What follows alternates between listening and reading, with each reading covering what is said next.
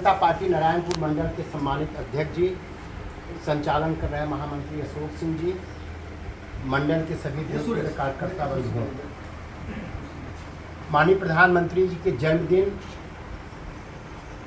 17 सितंबर से 2 अक्टूबर तक सेवा पखवाड़ा अभियान की कार्यशाला है।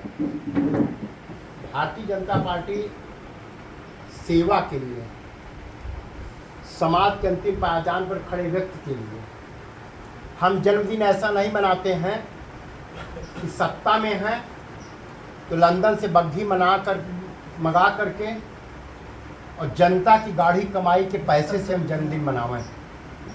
हमने भारत के लोकतंत्र के लिए और भारत के संविधान के लिए जब भी आवश्यकता पड़ी है कुर्बानी दिया है। अक्टूबर 1951 में जब जनसंघ का दीपक जला था, ठीक से जल भी नहीं पाया था कि आज़ाद भारत की पहली राजनीतिक शहादत हमारे जम्मू कश्मीर की धरती पर केवल भारत का तिरंगा लहराए।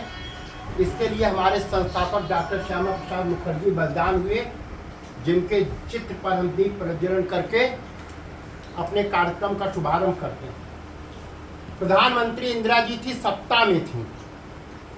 माननीय उच्च न्यायालय इलाहाबाद ने उनके निर्वाचन को अवैध घोषित किया।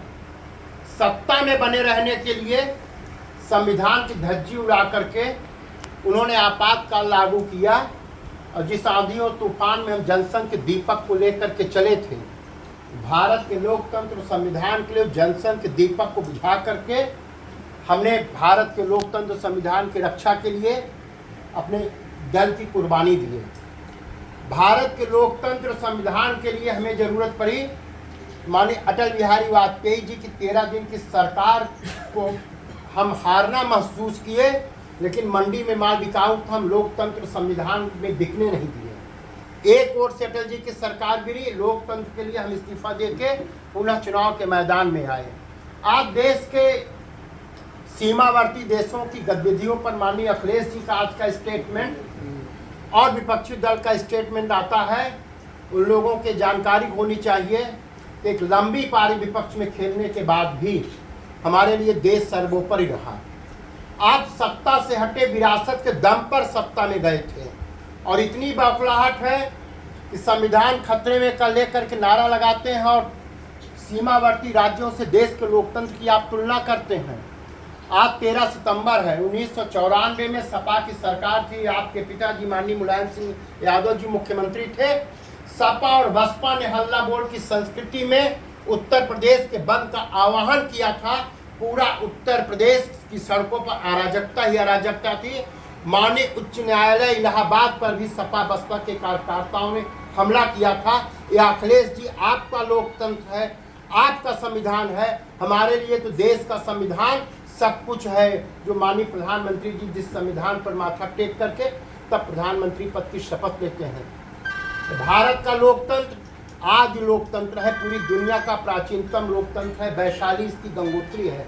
भारत के लोकतंत्र की जड़ें इतनी गहरी है, और राष्ट्रवादी विकासवादी पार्टी भारतीय जनता पार्टी के रहते आप सत्ता में आने के लिए तड़पते रहिए। सत्ता में रहते हुए माननीय मुलायम सिंह यादव का नाम लेकर के 2012 में आप सत्ता में आए थे। 14 में हारे, 17 में हारे, 19 में हारे, 22 में हारे, 24 में हारे, 27 में भी हारेंगे। आपके हराने के लिए उत्तर प्रदेश से आपके जीते हुए सांसद ही पर्याप्त हैं। ये नारायणपुर की धरती पर हम आज आह्वान करते हैं अपने भारतीय जनता पार्टी के देवतुल्य कार्यकर्ताओं से, यह संघर्ष लोकतंत्र के लिए है, संविधान के लिए है, भारत की गौरवशाली विरासत के लिए है, आने वाली पीढ़ी के विकास के लिए है। इसके लिए भारतीय जनता पार्टी का कार्यकर्ता अहरनिश सेवा करता है। आप सबसे आह्वान करते हैं, ये कल्पना करिए आप 13 सितंबर के दिन पूरे उत्तर प्रदेश की सड़कों पर अराजकता थी, समाजवादी पार्टी की सरकार थी। 12 में मुलायम सिंह के दम पे आप आए थे, 17 में आपने राहुल जी से गठबंधन किया था, 19 में आपने गठबंधन किया था, 24 में आपने गठबंधन किया। दम नहीं है अकेले आकर के, और माननीय मोदी जी कहते हैं कि सबका साथ, सबका विश्वास, सबका विकास के आधार पर। माननीय योगी आदित्यनाथ जी उत्तर प्रदेश के मुख्यमंत्री हैं। आप कल्पना कीजिए, जिसके पिता की मृत्यु हो जाए, अपने पिता के शव को कंधा न देने के बजाय उत्तर प्रदेश की जनता की सेवा करते हुए कोरोना काल में योगी आदित्यनाथ जी एक मानदंड स्थापित किया है और आज़ाद भारत के देश के सबसे बड़े लोकतांत्रिक राज्य में सर्वाधिक बार विधानसभा से तिरंगा लहराने वाले उत्तर प्रदेश के प्रथम मुख्यमंत्री माननीय योगी आदित्यनाथ जी हैं। ये है हालत। आज हम सेवा पखवाड़ा में आपके बीच में आए हैं। आगामी कार्यक्रम के संदर्भ में आपसे हम चर्चा करेंगे।